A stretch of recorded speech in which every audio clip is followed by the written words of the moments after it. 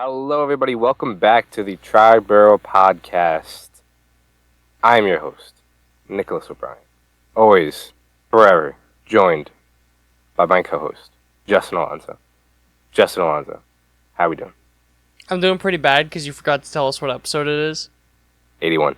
Good. I just wanted to make sure. I wanted to make sure as your co-host that you knew the episode, because who would ever forget the episode while doing intros? And I could never. Yeah. I could that's never happened to us. No, of Never course happened not. to us, me. Exactly. But we're back with another roster deep dive. If you didn't check out our earlier week's episode, we looked into the Yankees starting pitching. Go check that out if you haven't already. So, of course, we will continue with the Mets starting pitching. Probably one of the more volatile and controversial aspects of the team so far. Depends who you talk to, but it's either the worst rotation in baseball or it can be very good. I would like to think it can be very good. I don't think it's disgustingly bad, but I can also admit when it doesn't look, I don't want to say great, but it doesn't look intimidating, I guess is the word I would use when you look at it on paper. But we will get into that. We're going to look over some housekeeping items. First and foremost, starting with Ryan Stanek is coming back to the Mets. Mets signed him to a 1-year, $4.5 million deal, plus some incentives that can make it up to a $5 million deal. Ryan Stanek was traded over to the Mets from the Mariners in about late July last year before the trade deadline. He was not great in the regular season. He posted about a 6 ERA in total with the Mets, but a lot of that came with basically 2 blow-up appearances, and when it comes with relievers, you have 1 bad appearance, God forbid you have 2, and your ERA is cooked. Especially in a smaller sample size, like half a year with the Mets. But you take out 2 of his blow-up appearances, the rest of the time he had a sub-3 ERA with the Mets. Stanek is a guy who obviously can overpower you if the fastball has an excellent splitter, but the command is very not consistent, to say the least. Yeah, stinky. It's very Stanek-y. I should leave right now. Okay. I should. I really should. 5-minute episode. I'm good. I'm hungry. But to look into some of his stuff, Stanek ranked in the 82nd percentile in K percentage at 27.6, 85th percentile in chase, 94th percentile in whiff. Then we look at some of his pitches on their own. Shout out TJ Stats once again for the data. All of his pitches are borderline elite. He has overall a 111 stuff plus. His fastball sits at 110 stuff plus. His splitter's at 115, slider at 111. And then he also mixes in a sinker every now and again. Doesn't grade out too well, but he doesn't really throw it much either.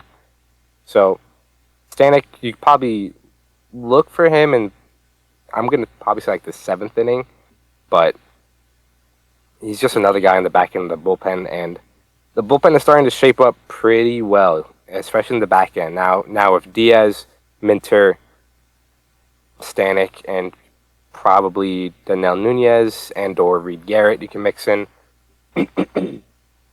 So the bullpen's shaping up to be pretty good.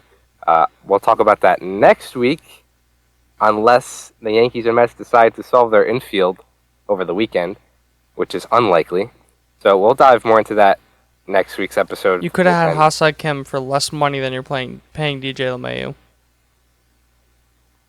Justin's not very happy about the Ha-Seong Kim signing. I'm fucking looking at you, Yankees. Are you fucking kidding me? But go on. Really like the signing for the Mets. He was obviously really good for them in the postseason. And again, he's just another guy in the back end of that bullpen that could throw you high leverage innings, and every once in a blue moon, if you have a comfortable lead, you could put him in to close, and I'm sure he'll get the job done. So really excited for Stanek. Glad he's back. But moving on, it's a little dated at this point, but we got some more, I guess, Pete Alonso legacy free agency saga, drama, whatever. So over the weekend, as many of you probably already know, Mets held Amazing Day, which was their fan fest, and Steve Cohen came out publicly, basically berating the negotiations, not really happy with them. So really quickly on that, a quote from him: "I don't like the structures that are being presented to us. It's highly asymmetric against us, and I feel strongly about it. I'll never say no. There's always a possibility." That's where we are, and I'm being brutally honest. I don't like the negotiations. I don't like what's being presented to us. And listen, maybe that changes, and certainly I'll always stay flexible. So, not high praise from Steve Cohen. This is more so directed at Scott Boras than anything else, obviously. But even though that was said on Saturday, a report from the New York Post, our best friend John Boras, and Scott Heyman mentioned that the Mets and Alonso re-upped talks less than 48 hours after Cohen came out publicly and said that. So they're still talking. I still have a hard time believing he's going anywhere else. But also sounds like them signing Stanek is I don't want to call it a money-saving move, but it's a Pete-saving move. I think they could have looked elsewhere into the higher end of the right-handed reliever market. A David Robertson, a Kenley Jansen, something like that. It's ridiculous. David Robertson's still on the free agent market, and no one's talking about him. He's so good. I know. Dude. He's so good. I wish the Mets signed him, but it looks unlikely at that point. He's so good. 40 years old. He's a discussion for another time. We both love David Robertson. But, again, I think Stanek was kind of hey, we still need a reliever. We're not going to get the highest high on the market. Ryan Stanek gives you something that is valuable. It's probably not as good as David Robertson and Kenley Jansen. But, again, he commanded less money, only $4.5 million, while David Robertson and Kenley Jansen probably, I would assume, looking for around $10 million plus. So I think this does leave the door open for Pete Alonso to come back. It sounds like money might be not necessarily an issue, but something they're definitely looking at, because they are, I believe it was $8 million under the fourth and final luxury tax. There's 4 levels, right? Yeah. Fourth and final is the last one. Yeah, they're like $8 million under the last luxury tax threshold. So signing Pete definitely pushes them way over that, especially if you're looking at a higher AAV over a short-term contract. So where they go from here, I'm not sure. I still think Pete's coming back. I really have a hard time seeing him going anywhere else still. But the longer it goes on, the more pessimistic I am about Pete, the player, performing next year. Because we saw how some of these guys who signed late, either late in the offseason or early spring training, how they fared in the regular season. And most of them didn't really have great years. I'm out, more so on the pitching side. I was going to say, I feel like that goes more for pitching than hitters. Yeah, I think it'll be easier for a hitter to, jump in and kind of get going. But still, I want to say he wants to sign before spring training really starts. I think every that might player be, does. Yeah, I think that kind of might be a little quote-unquote deadline. So we'll see. It's getting exhausting. As much as Steve Cohen said it's getting exhausting for him, it's getting exhausting for the fans. I mean, Pete just signed the fucking contract. I'm over it. I really am. You know what what's it called? The Cohen quote sounds like to me? What? The exertion of force by means of a lever or an object used in the manner of a lever. Do you know what What's that definition? Leverage. That's all that sounds like. Sure. Contract talk and... For sure. Like, oh, we don't want to be here, and we might as well leave. Oh, wait, we'll take less money. So it's just... Right. It's like, it's exhausting. And then especially with Stearns, was it that day or the next day where he was talking about how much they love their prospects? It might have been the same day.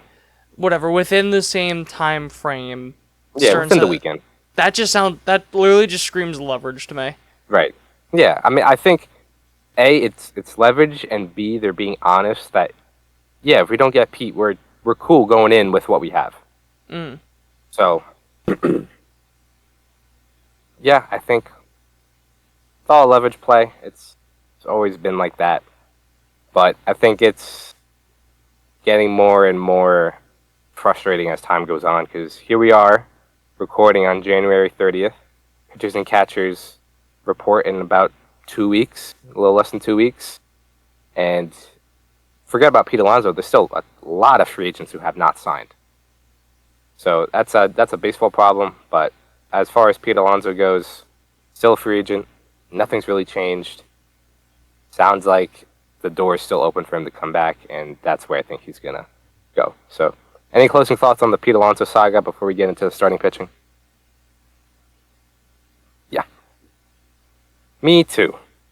So, on that note, let's move on into the starting pitching. So, again, like I mentioned, starting pitching is probably one of the more volatile positions on the Mets roster currently. Pretty controversial, depends who you talk about, how you feel about it.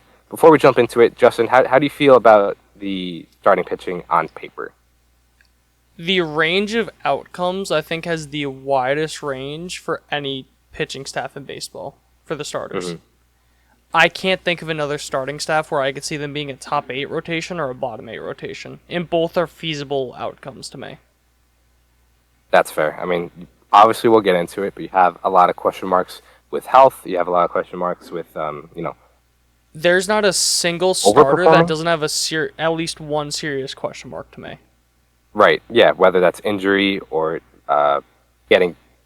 performing as you did in the past, or performing better than you did last year. Workload management. Workload, all that things. We'll get into it, but definitely, it's not fair to sit here and be like, oh yeah, it's great, David Stearns knows what he's doing. I'm sure he does. And look, it worked last year, but you have to look at it, and it's like you said, Justin, it can be either really good or it could be really bad, and it could be the reason why the Mets don't have a great season. But it could also be the reason that they take another step. So it's again, also just the nature of pitching in general. Yeah. Where definitely. The injuries are so common, so much more common. They're finicky. Yeah. Yeah, exactly. A guy's always healthy until he isn't. Yeah. It's just how it works. But speaking of health, first guy we're going to talk about is Kodai Senga. Obviously, he missed, call it all of 2024. Yeah, he had the one game against the Braves. He came back for the playoffs.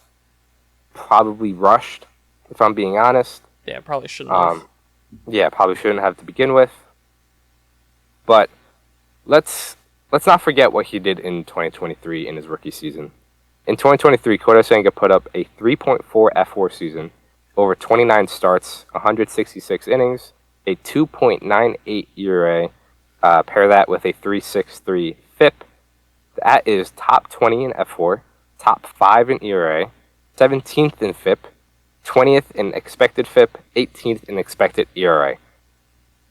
Senga was absolutely a top 20 pitcher in the game in 2023. You could call it top 15 in 2023. He was absolutely an ace for going into the season with a rotation that doesn't look like it necessarily has an ace.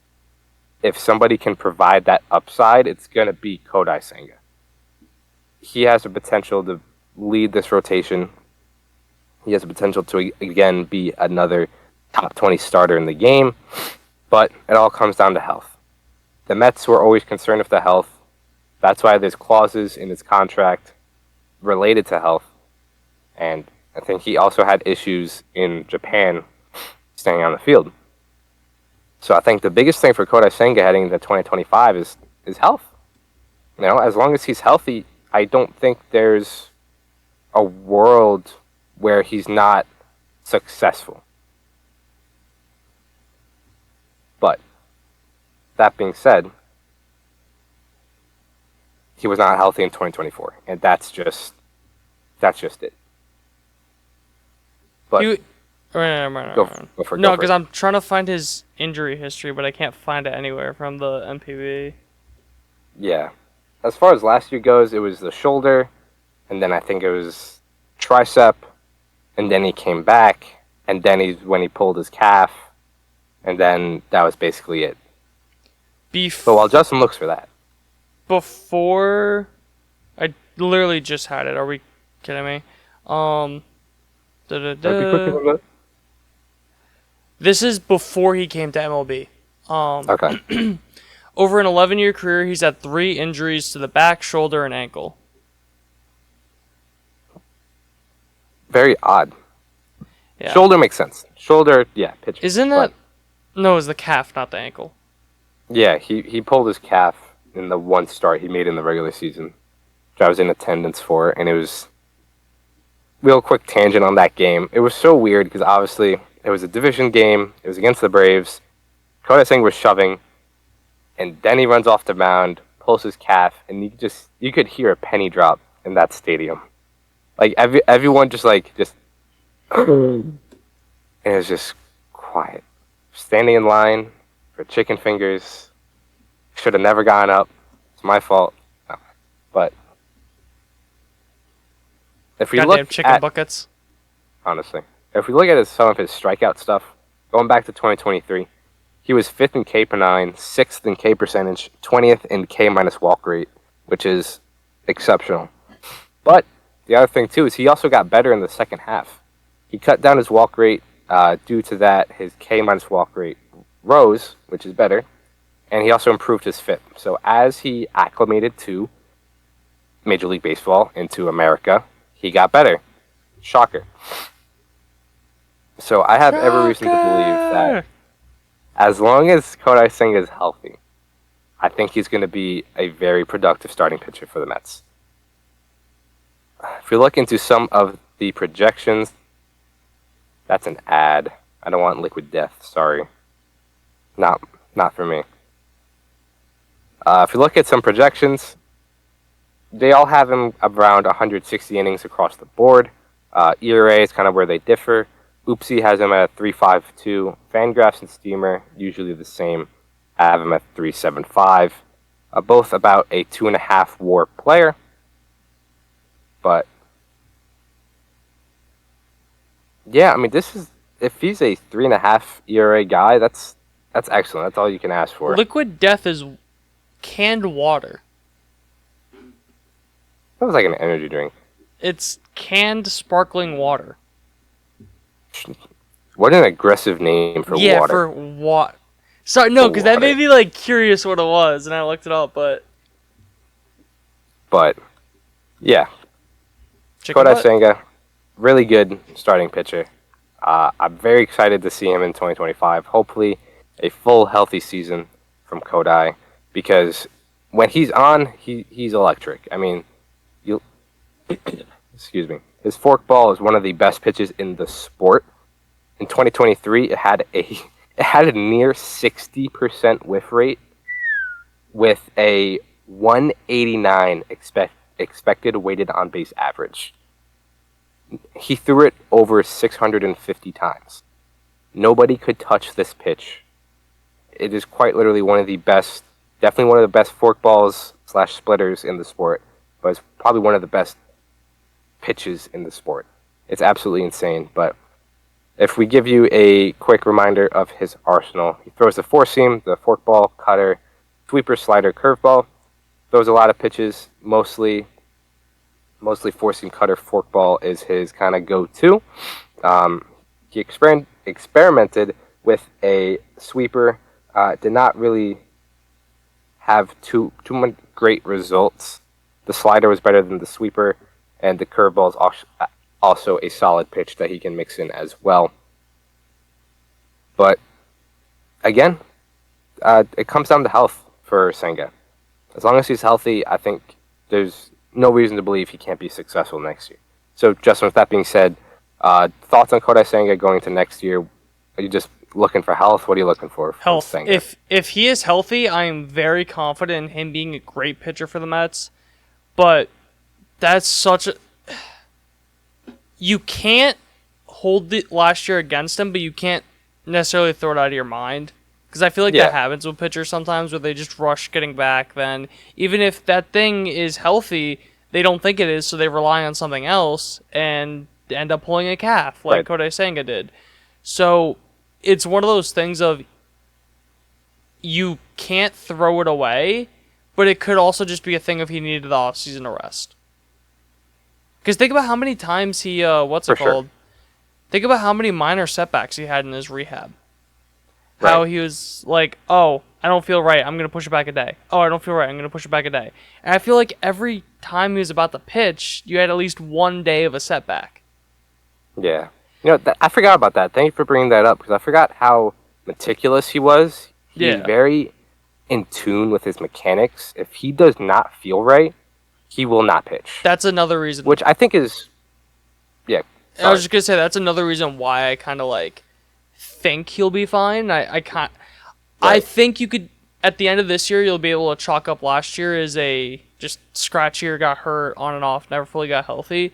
Because he's very... Yeah. I'd be a hypocrite if I thought any other way for Kodai Senga, because as you were going on with mechanics, I was making the same argument with Garrett Cole about him just being so Right. in tune with mechanics, his body, all that. So I'd be a hypocrite if I said I didn't believe the same thing for Kodai Senga, especially when there was only 1 year where he was hurt. And I feel like a lot of it was just compounding on itself. And other than the shoulder, the calf should be an issue for next year.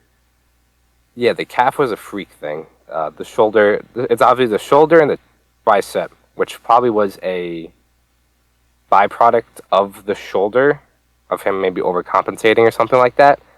But yeah, I mean, he's very meticulous with his mechanics, and I, can't blame him. He's very in tune with his own body. So again, to your point, as if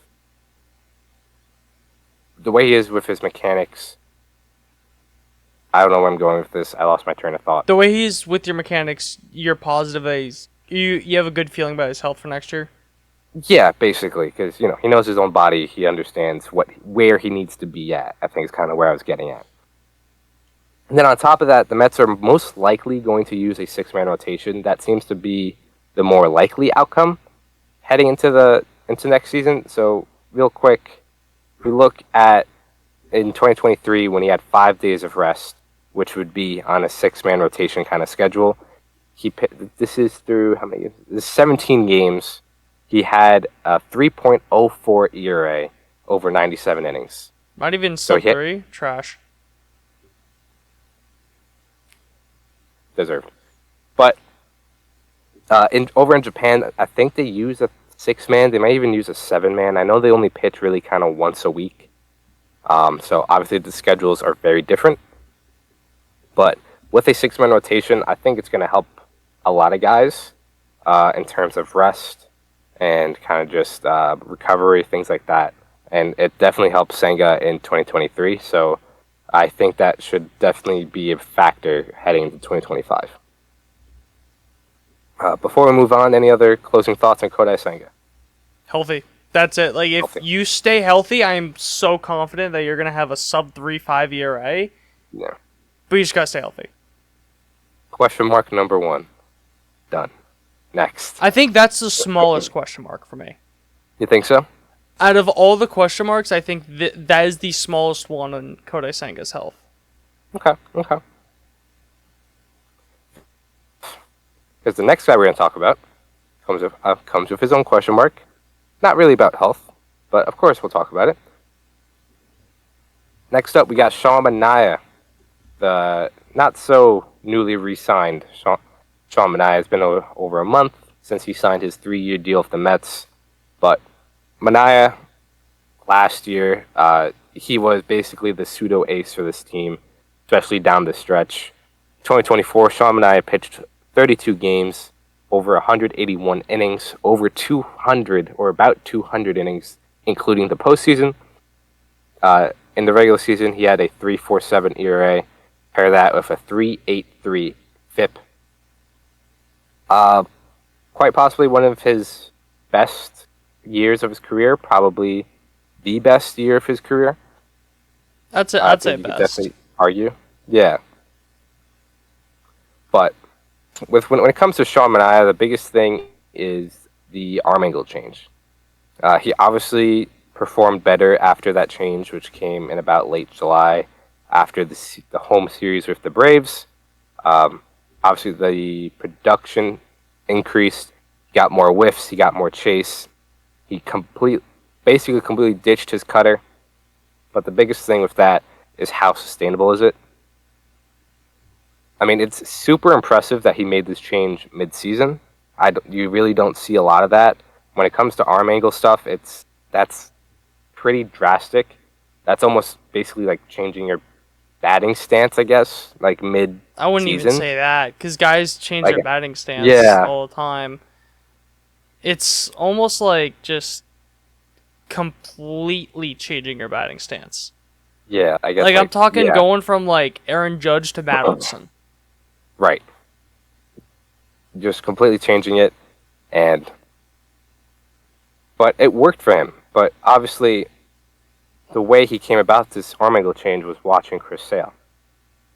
Chris Sale, not the bill of health, or not someone, when it comes to health, not someone you would like to be compared with. Chris Sale is the guy in SpongeBob that is just in a cast constantly and is just broken.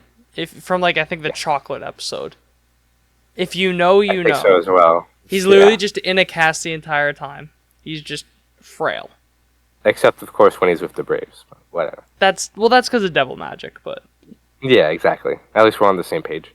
But when it comes to the arm angle change, I don't think there's anything to question its sustainability yet. Again, the guy's not healthy until he's not healthy. That's just kind of how things work.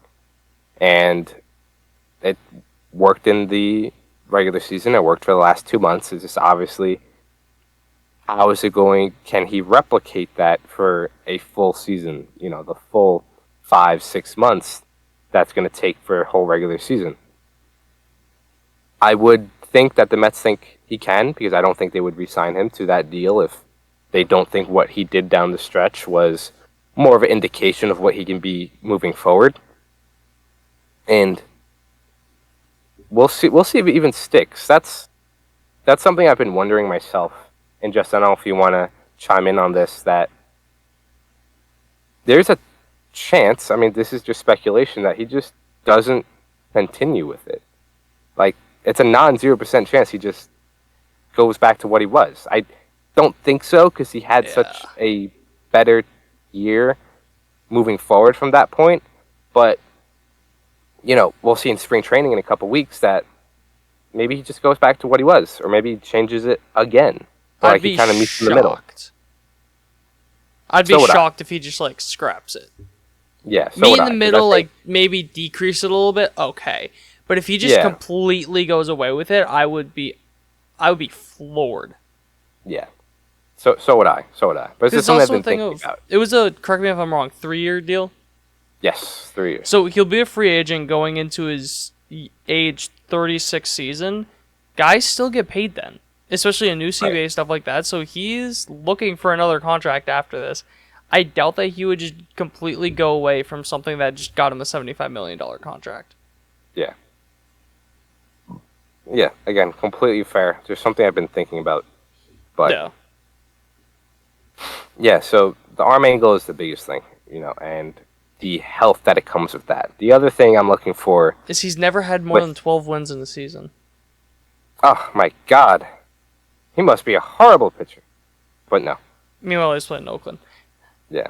The other thing I've been thinking about, or the other thing I'm looking for, is this is the regular season, including postseason. This is the most he's pitched in a calendar year ever.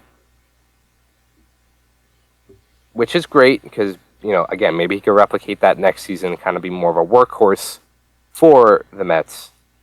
But the reason I'm a little concerned is just how he recovers. Because sometimes you see guys make deep postseason runs. I feel like you see it usually with a lot of World Series guys. You make deep postseason runs, you pitch a shit ton of innings, probably more than you're ever going to pitch again.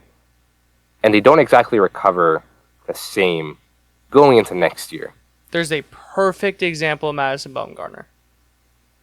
Right. He rubber-armed it for... I mean, what? He had a few... Obviously, you think about the one postseason. I forget what year that was, but that period of time where the Giants were winning World Series left and right, he was pitching like every other day. It seemed like 6 innings and, too.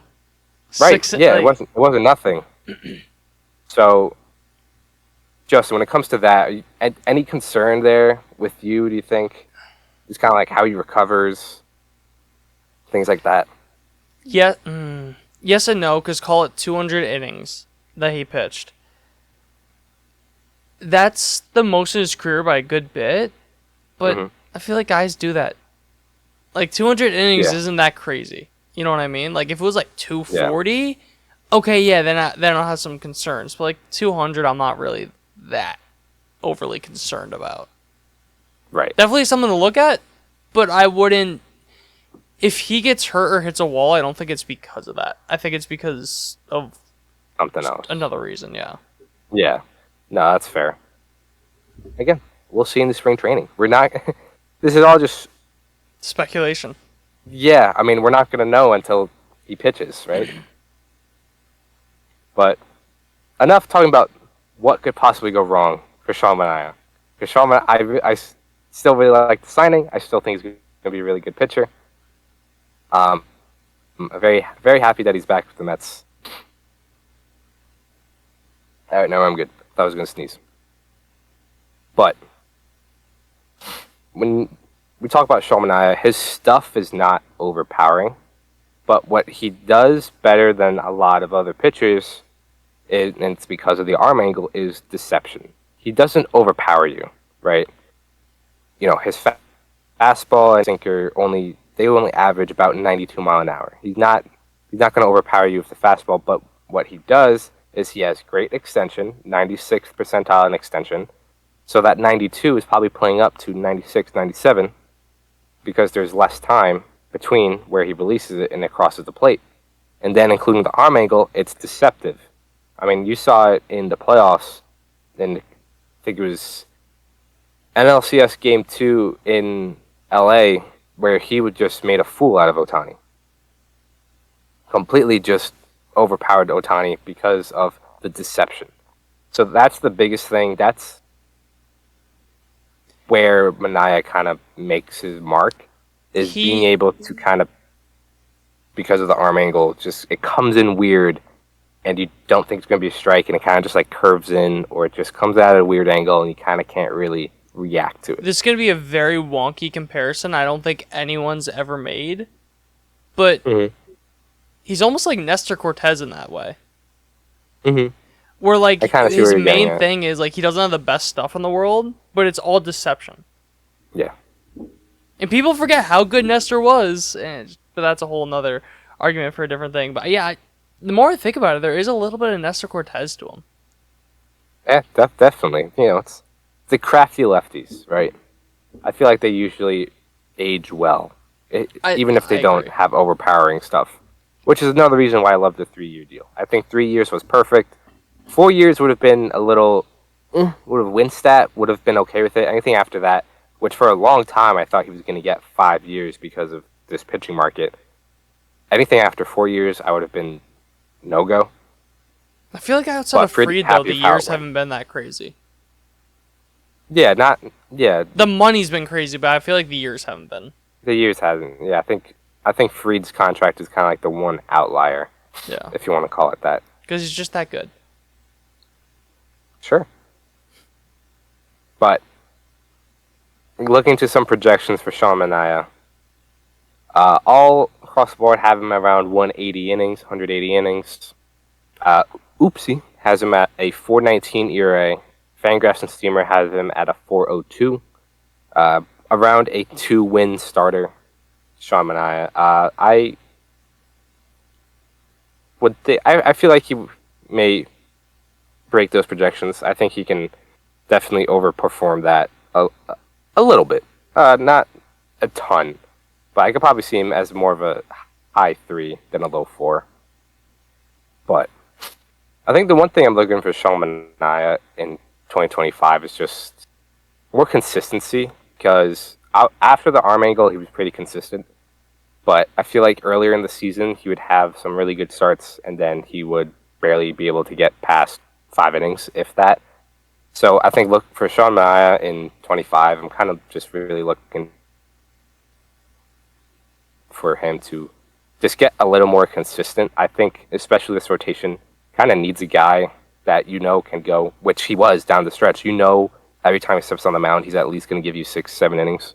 Because I felt like down the stretch, he pitched 6-7 innings like every night. I mean, I'm looking at his game log, the last like month or so.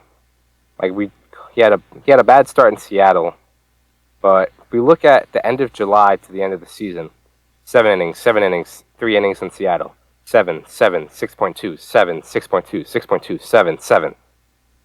Like, that's a guy the Mets need for 2025. They need a workhorse because a lot of these other guys we're going to talk about have bigger question marks than Sean Manaea.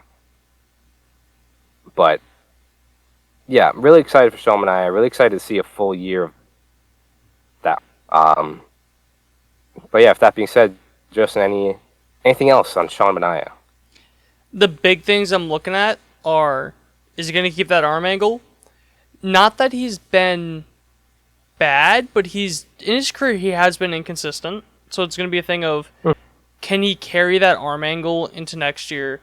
Obviously, just the health of the arm angle, just because obviously it's a very small sample size, but we've only seen one other guy do it, and that other guy has countless injuries. Granted, some of them, I will admit, some of them are fluky, even though I don't like to, because he was a Red Sox. Some of those were fluky with Sale, but, like, what was he was riding a bike and tripped and, like, broke something, but... Right. No. Yes. That's besides the point. It's just the health of the arm angle. Will he be able to have that consistency? I think, or that year in, year out consistency. For sure. Definitely. And I guess you could say, would he have hit a wall after pitching that much? Yeah. Yeah, that's all fair assessments. But moving on to everyone's favorite signing, Frankie Montas. The first signing of the Mets offseason, or at least I believe so. Frankie Montas in 2024 was not great, I'll admit it. 30 games, 150 innings, a 4.84 ERA, 4.71 FIP, a 4.26 expected FIP. But, of course, when he was traded over to the Brewers, he changed his mechanics, he changed his pitch mix, things like that. With the Brewers, he pitched to a 4.55 ERA. With the Reds, he was about a 5 ERA pitcher. His K percentage rose to 28.7, and his K minus walk rate improved to 18.4. When it comes to Frankie Montas, we talked about him more at length in the episode where we discussed when he was signed. So if you want to hear a little more about Montas, go check that one out. I think that's from the beginning of December. Beginning of December. But when it comes to Frankie Montas, the biggest thing is he's now going to 2025, he's now going to be another year removed from his shoulder surgery that he got when he was on the Yankees, that Brian Cashman knew about and still traded for him. But discussion for another time. Another year removed from surgery, I think, is always just good. A positive. Get hurt. Yeah. As the season progressed last year, his arm angle slowly increased to his more natural angle, which is a little more over the top. And with that, he saw an increase in velocity, increase in some movement, and some of his pitches just play better off that higher arm angle. But, excuse me.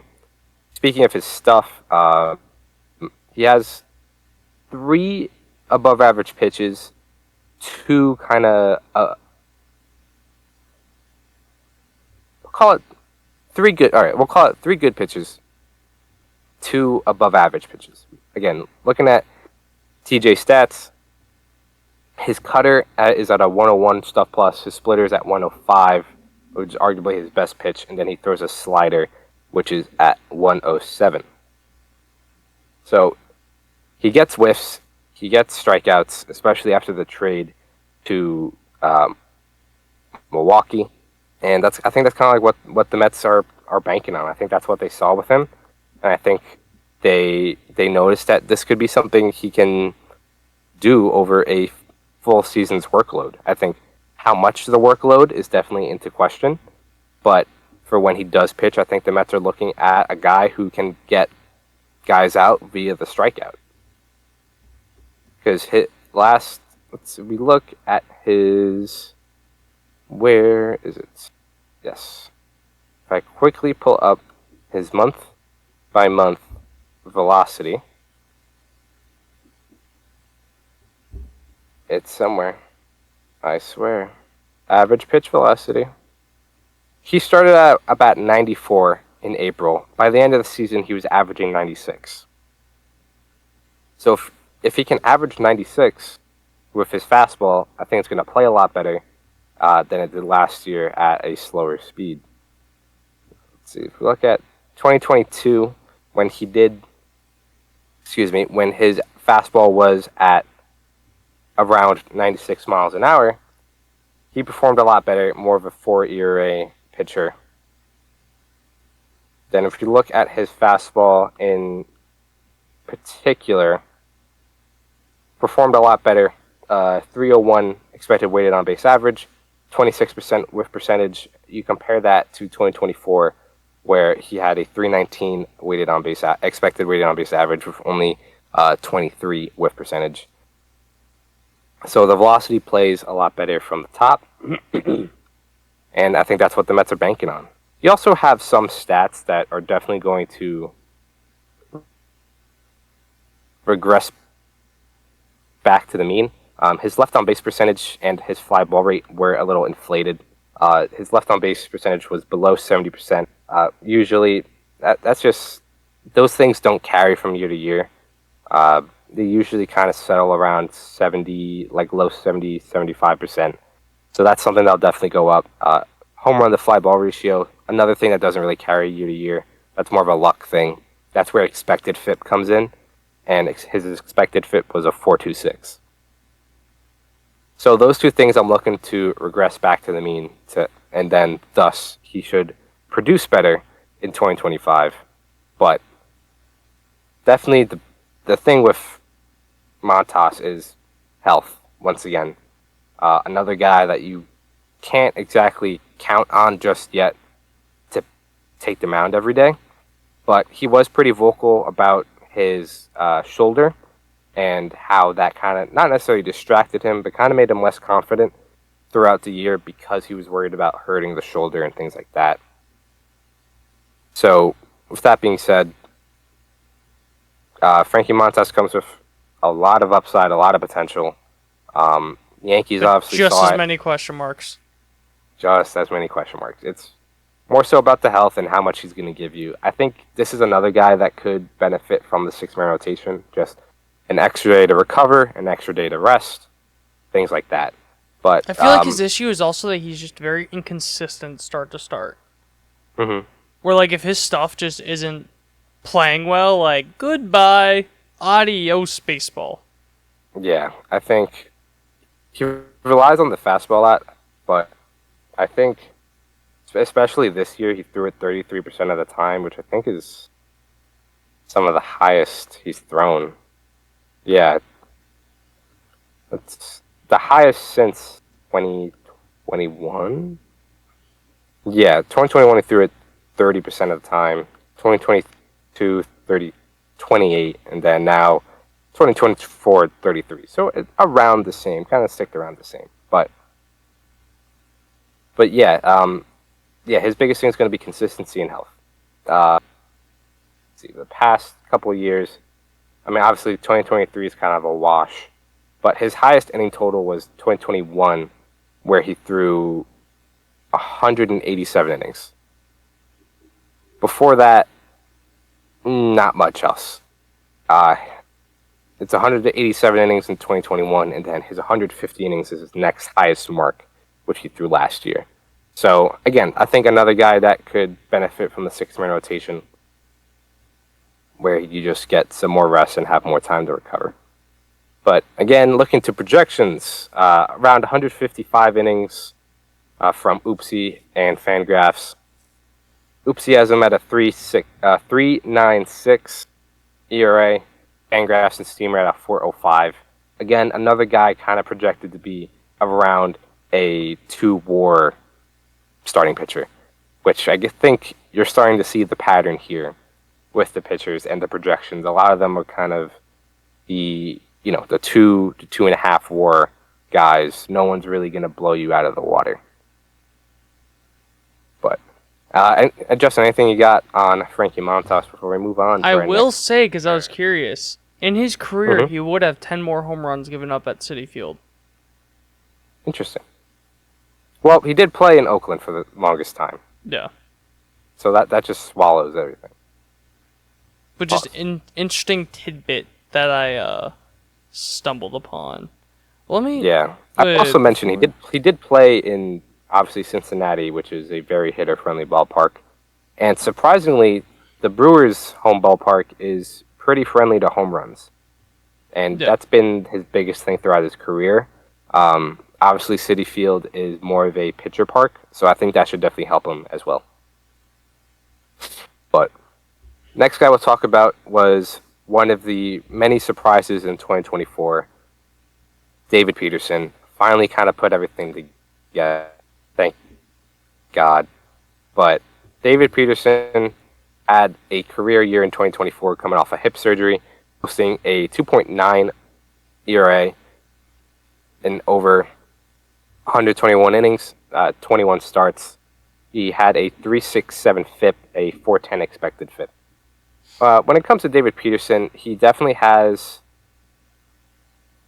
The question mark of David Peterson comes with volatility, not so much health. Because I think he's past the hip injury, he's past the surgery. He's looked good, he sounds like he's healthy. But David Peterson does not strike out a lot of guys. He's in the bottom quarter of the league in that. He walks too many guys. He's the 34th percentile of that.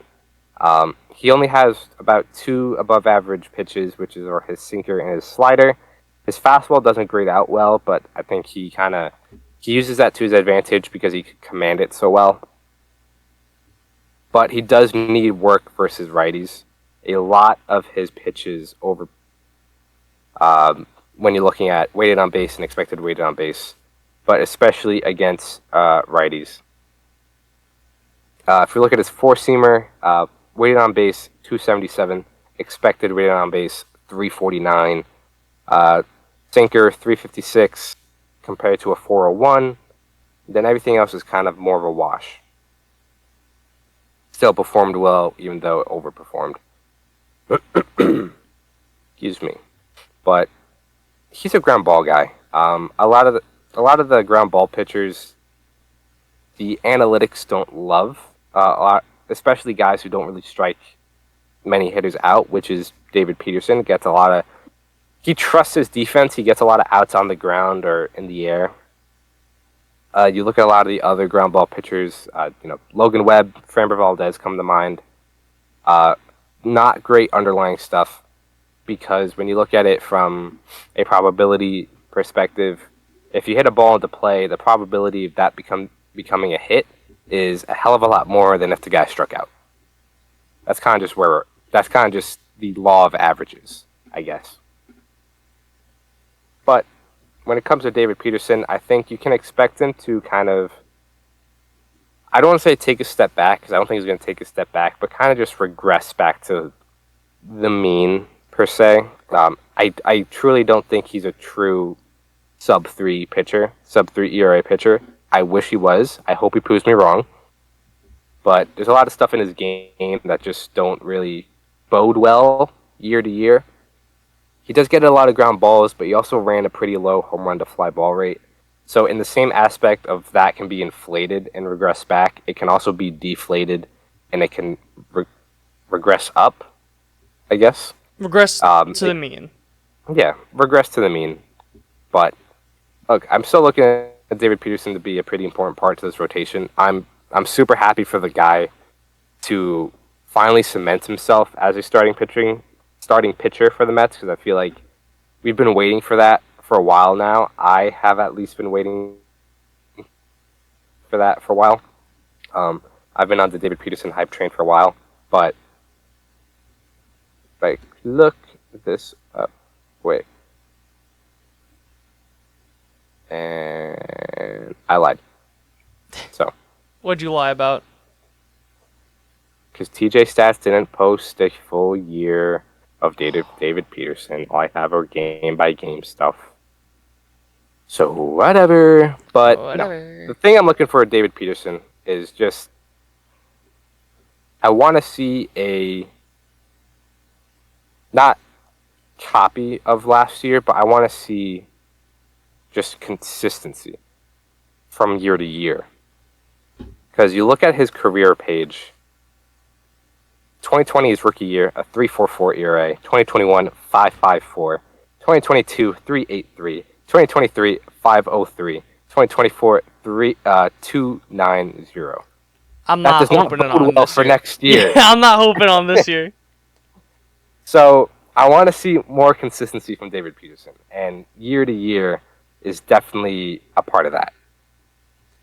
I think the biggest. I'm looking for consistency from David Peterson. You finished. Sorry, go ahead. You finished talking. That was it.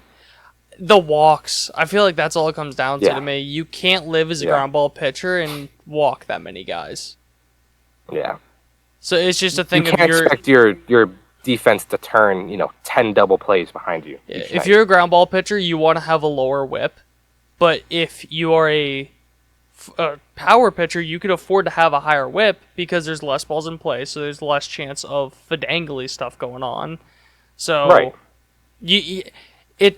Last year he actually had the best walk percentage of his career. He was percentile wise, he was in the 34th percentile.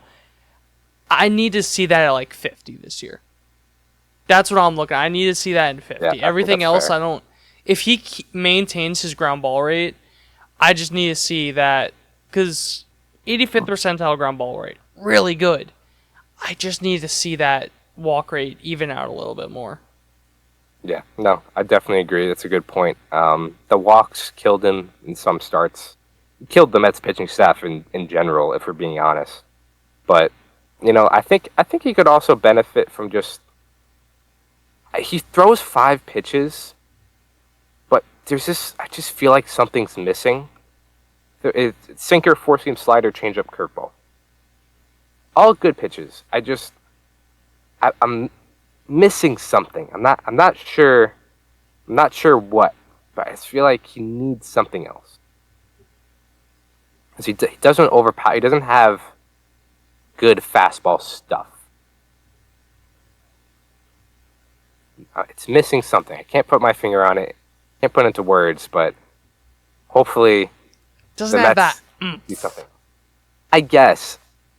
Because, the sinker, 2 fastballs, a slider, a changeup, a curveball that he doesn't really throw a lot. I don't know. I need something else. Peterson, give me something. No. We talked to the Yankees about locking guys in rooms. Who are you? I know who I would. Who would you lock him in a room with? On the Mets or Yes, just in general? The Mets. On the Mets. I know my answer. I mean, probably a cop-out just because they're from the same side of the mound. I think Sean Manaea. I think there's 2 better options. Go for it. 1, Clay Holmes, because ground ball guy. That's primarily a sinker Fair pitcher. point. But that would probably be my second guy. Number 1 is just, you'd have to lock another person in there, but Kodai Senga, just to teach him that forkball. Give him a splitter. Interesting. Okay. Get wonky with it. Again, you'd probably have to lock in an interpreter there too, so you'd have to throw in another person. For sure. But because you're talking about giving him another pitch that's pretty different than what he has, I think that a forkball / splitter would be pretty different. How many lefties throw a splitter? I feel like that's a big righty pitch. I can't think of anyone off the top of my head, a lefty throwing a splitter. Yeah, I feel like people just don't throw splitters that much. So that's probably a part of it, where guys don't throw splitters as much. There's a lot less lefty pitchers. Because lefties are fucking weirdos. Yeah. We stand with righty, gang. Yeah. Normal. Let's look at... Because I'm interested in this now. If we look at... There's split finger. Minimum... Let's do that. Oh, Imanaga throws a splitter. Okay. We got Bryce Miller, I also feel like righty, that's an easy one though, righty, because righty. Japan, like the splitter is their Yeah, changeup. that's like Where does his splitter land? His splitter, where is it? Interesting. Very interesting. Splitter could work. Trade for Imignaga just so that Even you though I can had to lock him in a room with David Yeah. Petey. I'm for it. I'm so for it. Yeah, Yuki Matsui, lefty. He throws a splitter. Chapman throws a splitter since when? Yes. He was developing that his last year with the Yankees. I think I want David Peterson to throw a splitter, Justin. I think that's a good. That's a good one. I think that can kind of fall. If you look at his movement profile in Baseball Savant, I think that could probably fall somewhere between the change and the slider. Even if you get rid of the changeup, because I feel like the splitter and the changeup might be a little too similar. If you get rid of the changeup, throw a splitter, I think that might be a little better. Because obviously the sinker and the changeup are on top of each other. It's just the difference.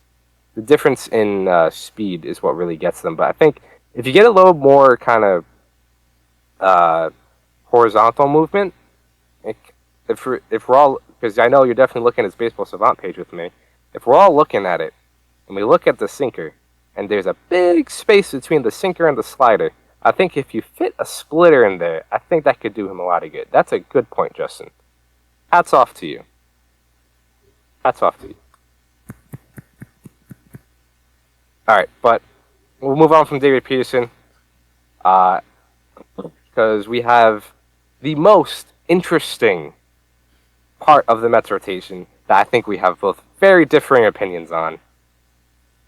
Clay Holmes coming in at probably the fifth spot as the first time starting since, I think, AAA or something like that, since he was in the minors. Not going to bore you too much of his stats last year because they came as a reliever, but 25 K percentage, 8.1 walk rate, 3.02 FIP. Now, Justin, before you eat my head off, before you kill me, before any of that, let me at least explain to everybody why he can be Sucks. a good. Why he's trash? No. Why he's stinky? No. Why he smells? He does not. He smells. Does not. He smells so bad. You smell. I can smell you through the Discord. Oof. You know what? I'm happy you moved out. So why can Clay Holmes be a good starting pitcher? I'll tell you why. Shut up. Clay Holmes has 3 plus pitches. Like, do you know why they're plus pitches? Shut up. 2 borderline elite. Not even borderline. 2 elite pitches. That's his sinker, his slider, and his sweeper. Again, TJ stats. His sinker has a 97 stuff plus. Slider at 111. Sweeper, 125. His sweeper is 25% better than the average sweeper when it comes to movement. He has the potential for a 5-pitch mix. That's his sinker, his slider, his sweeper. He's thrown a fastball before. Started throwing it at the end of the season, kind of going into the playoffs. And he's thrown a changeup in the past, but I would assume the Mets are going to kind of change it up. Probably make him throw different grip, something like that. Because I don't think the changeup was all that great when he did throw it. So, but again, potential for 5-pitch mix. He has the ability to generate whiffs at an above-average rate. 84th percentile in whiff percentage. His slider and sweeper both had near or over 40% whiff rate. And he has the best ground ball rate in baseball. Now, Justin, I'll let you take away on why he can struggle. How much better is the Mets infield defense than the Yankees? That's an excellent question. Let's look at that. Because I would think the Yankees had a better infield defense last year when they got Jazz than the Mets. fielding. You can't look at the full season though, because I mean like when they got Jazz. Yeah, it's gonna be tough, but we're gonna have to do year by year. Like, blah, blah, blah. The Yankees had 20 outs above average, which was fourth. The Mets were at 5, which is 15. And that was before they got Jazz. So that was before. The big issue was that he was just getting so many ground balls. Balls were being booted just because they were just getting passed. So you're going to a worse infield defense. And especially if they re-sign Pete, you're going to a much worse infield defense. And my thing, too, is the reason why those pitches were plus is because he's throwing as hard as he can every single time. He's going 100%, but as a starter, you're realistically going to have to go 85%. And this may help with my next point, but he can't control it. Obviously, if he takes stuff off, maybe he'll control it better. But his control is... There's so many times where he just loses it. And you could say, like, yeah, granted, if he gets one bad inning, is small sample size, whatever, but there'd be times you'd pitch 2 innings, and both innings you had negative confidence in him. He'd pitch 2 innings, 50 pitches. It'd be like 20 pitches and 30 pitches. So it's not like he's never had the opportunity to go... No, he's gone multiple innings in the past, and it's sucked in multiple innings. So, and then you're also adding new pitches. I know, like, guys will add new pitches and it'll work, but that's also another big question mark. You don't know how his fastball is going to be. You don't know how his changeup's going to be. That's something I was hammering for him to do with the Yankees, that he should add something straight to help him with his control, but he never did. So it could be a thing of he tried in bullpens and it was just that bad. So, all fair points. I'm not going to sit here and disagree with you. He walks guys at an average rate. His walk percentage is 48th percentile in baseball. To your point, you kind of mentioned it, small sample size, walks are going to kill you in a smaller sample size, especially as a closer. He probably has a 1-run lead, maybe 2 runs, something like that. Walks are going to kill him. When it comes to the infield defense, I don't think it's going to be as much of an issue kind of going from Yankees to Mets. The Mets had an odd defensive year last year. I feel like the metrics don't love what they did, but I feel like if you watch them, they are a pretty sound defensive team. Obviously, you have Lindor, who's great. McNeil, I think, can still be an above-average defender. I think, as a ground ball pitcher, I think, obviously, what we're looking at as of right now is third base with Mark Vientos, who needs to improve his defense. That's without question. That's not a debate.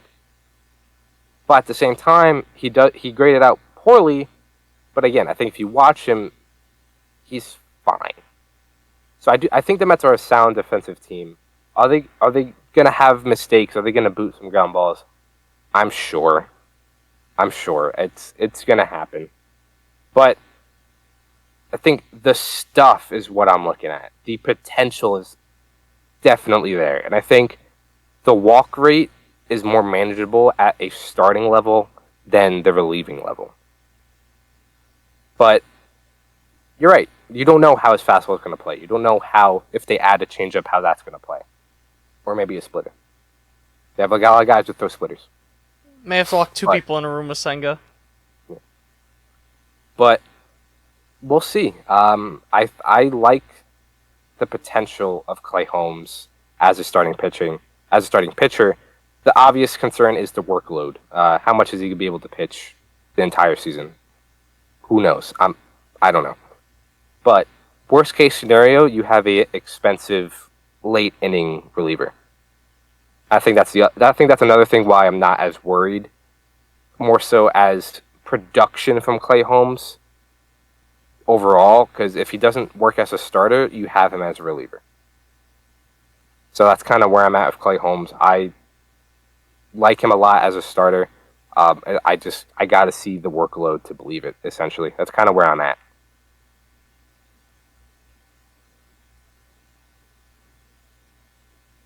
But you okay? Okay.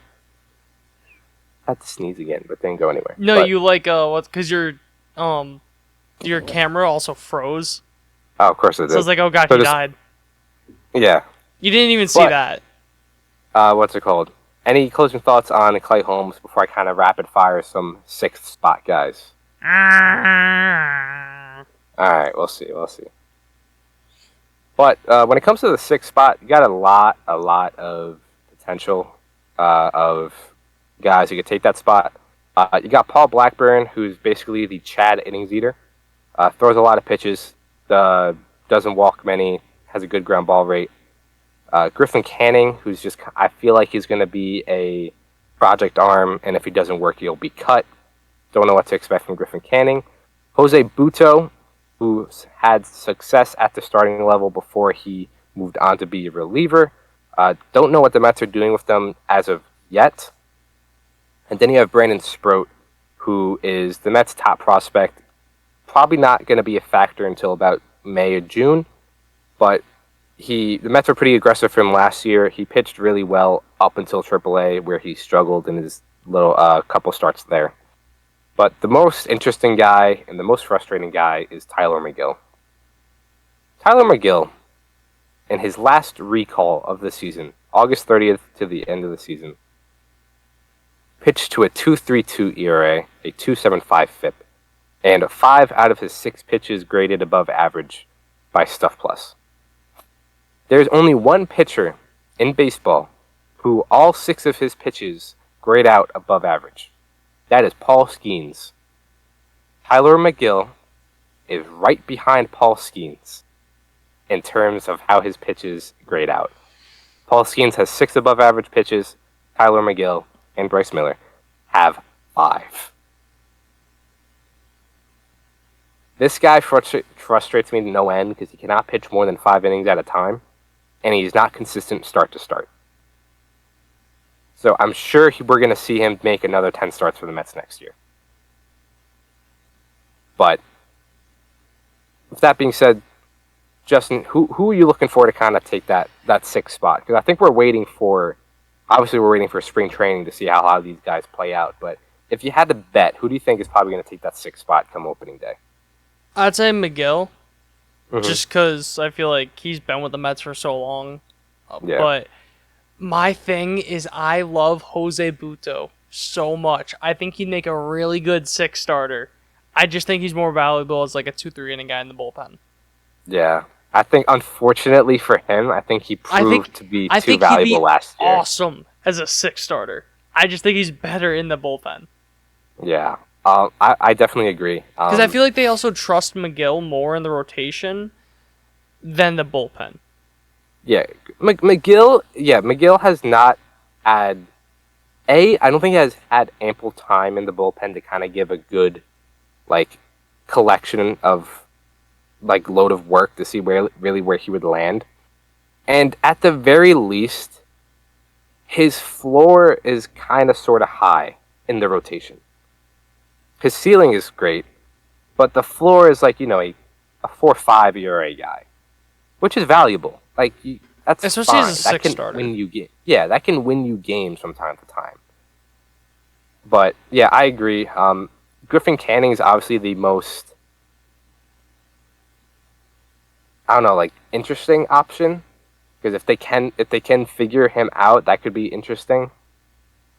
But I think whoever doesn't get the 6th spot is probably your long man in the bullpen, whether that's Jose Butto, Griffin Canning. Paul Blackburn I don't think he's going to be ready by opening day. So we're probably still a couple months away from deciding what Paul Blackburn's going to give to the Mets. But as far as that goes, yeah, I think Tyler McGill is probably the most likely. Jose Butto would probably be my preferred pick.